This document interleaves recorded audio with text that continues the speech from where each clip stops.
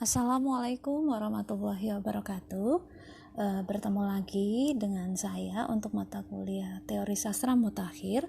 Pada pertemuan kali ini melalui podcast, saya akan coba menjelaskan kembali apa yang sudah kita sampaikan minggu lalu terkait dengan teori sastra New Historism. Nah, pada pertemuan kali ini saya akan mencoba mengulas sedikit terkait dengan hasil penelitian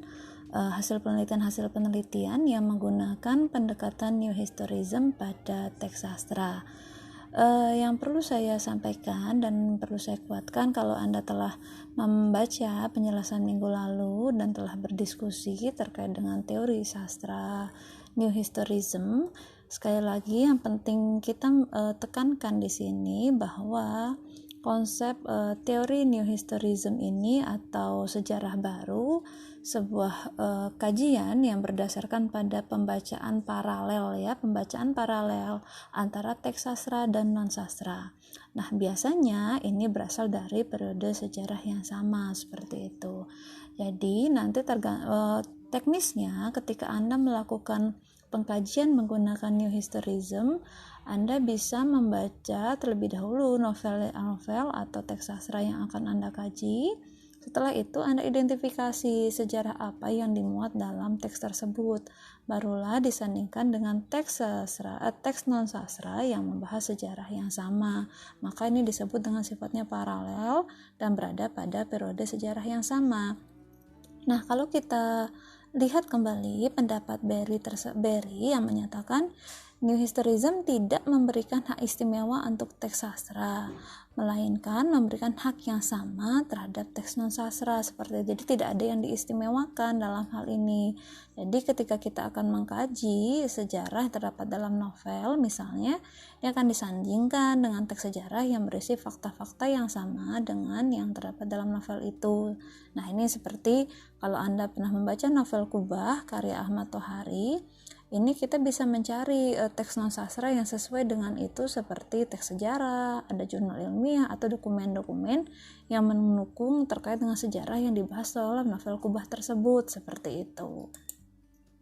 Atau novel-novel yang membahas tentang tragedi misalnya tragedi tahun 1965 misalnya seperti itu. Nah, Anda bisa mencari juga misalnya sebuah karya sastra yang membahas peristiwa G30 SPKI atau apa yang dibahas tentang sejarah apapun yang dibahas dalam novel itu, misalnya Anda bisa cari teks sejarah yang sifatnya non sastra untuk menyandingkannya.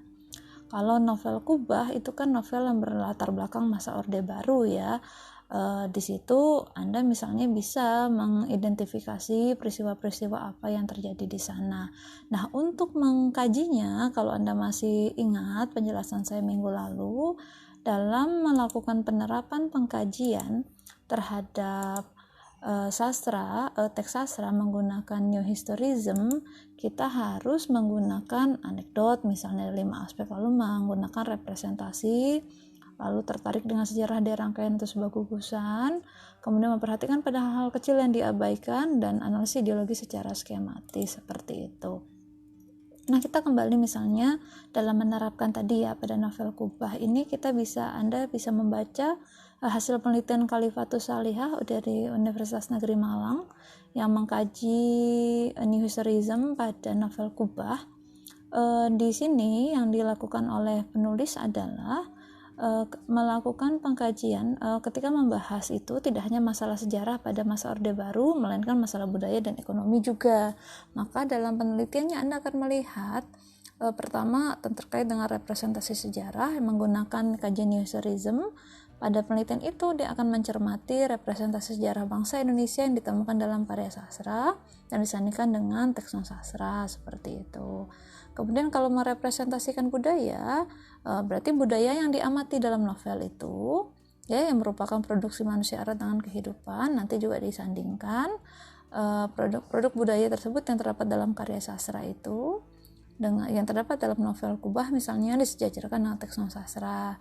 Begitu juga konsep yang ketiga, karena dalam kajian ini Khalifatus Salihah ini membahas itu dengan representasi ekonomi juga, jadi tidak hanya sejarah. Nah, aspek ekonomi ini sama halnya dengan budaya, ya, artinya melekat dalam kehidupan sehari-hari. Nah, mengutip kata Budianta, menyatakan bahwa dimensi ekonomi sangat kuat dan mewarnai pendekatan New Historism. Jadi selain sejarah dan budaya, dalam novel Kubah ini dikaji Kolifatus dengan melihat dimensi ekonomi yang berfokus pada tragedi 1965. Jadi, penggunaan kajian New Historism mengenai fakta-fakta kehidupan ekonomi pada G30 SPKI ini akan digali disejajarkan dengan teks non-sastra. Seperti itu. Nah, Anda nanti bisa lihat metode apa yang digunakannya, lalu teknik pengumpulan data yang digunakan seperti apa. Lalu yang dilihat perlu diperhatikan adalah prosedur pengkajian. Lihat, prosedur pengkajian dilakukan itu menggunakan teknik pembacaan paralel. Ya, jadi membaca teks sastra dan non sastra juga, jadi seimbang. Lalu analisis yang digunakan meliputi penyajian data dan pembahasan, kemudian menyajikan simpulan dari hasil analisis mengenai apa tadi, ada 3, ada sejarah, budaya, dan ekonomi. Dan ini disejajarkan dengan teks non sastra.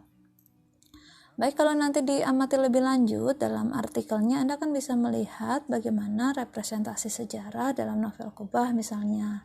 Kemudian di sini ditemukan misalnya ada 2 hal, yaitu masa sebelum tragedi 1945 dan masa pasca tragedi 1945. Seperti itu. Dibaca lebih lanjut bisa Anda baca pada karya atau hasil artikel yang ditulis oleh Solifatus Saliah ya pada sebuah jurnal pendidikan dan bahasa dan sastra, volume 17 nomor 1 seperti itu. Nah, kalau kita lihat tadi karena ada 3 hal yang hendak dikaji, maka ada 3 hal itu yang dapat disimpulkan. Khalifatul Saliah menyimpulkan representasi sejarah dalam novel Kubah karya Ahmad Tohari itu mengenai peristiwa pada masa Orde Baru, di mana peristiwa sejarah tersebut merupakan peristiwa sebelum dan pasca tragedi 1945. Peristiwa sebelum tragedi meliputi perekrutan anggota PKI untuk melancarkan kudeta, dan pada peristiwa pasca tragedi 1945 ini meliputi persembunyian anggota PKI persembunyian anggota PKI, tertangkapnya anggota PKI, dan pengasingan anggota PKI. Yang kedua, representasi budaya dalam novel Kubah karya Ahmad Tohari, yaitu budaya Jawa yang meliputi penggunaan bahasa Jawa, ada kiasan Jawa dan tembang atau puisi Jawa.